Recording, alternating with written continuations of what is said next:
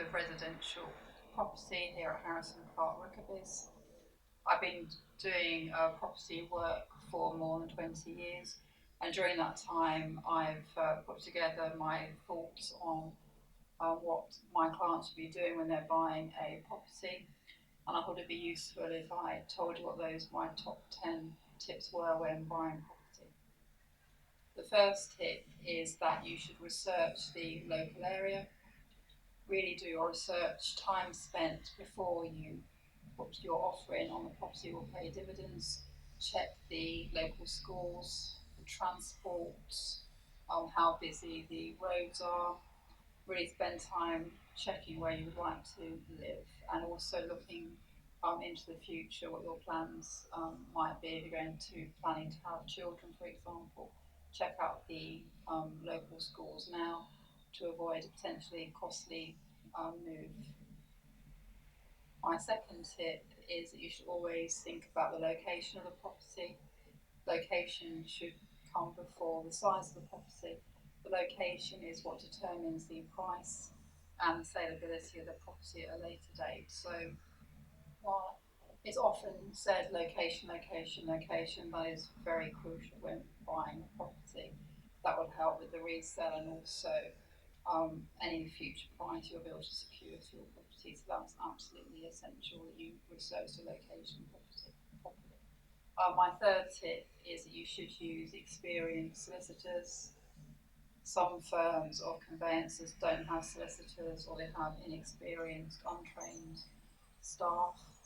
This is the most expensive purchase you'll probably ever make, and it's essentially it's done properly. Often mistakes on house purchases are not discovered until you come to sell, when you're under a lot of pressure to meet time deadlines. So it's absolutely essential it's done properly. Here at Harrison Clark Rickerbys, we always have solicitors and legal executives who are fully trained in property matters dealing with your transaction. My fourth tip is you should speak to the neighbours of the property that you're looking to purchase.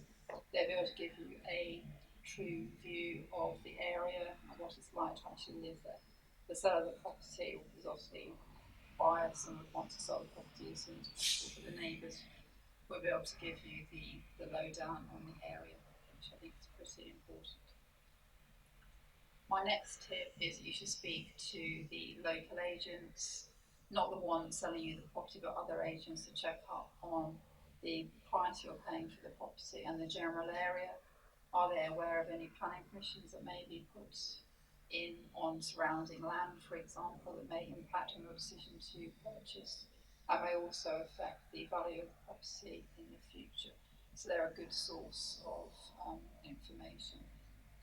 My next tip is that you should visit the property at different times of the day, and also on different days. The road may be very quiet at the weekends, but very busy during the rush hour, and there may be, for example, a local band that practices in a nearby hall all weekend at all hours. So it's very important to visit the property at different times of the day, and also at the weekend at different times, so you can check that you're happy with the area and no unpleasant surprises when you actually move in.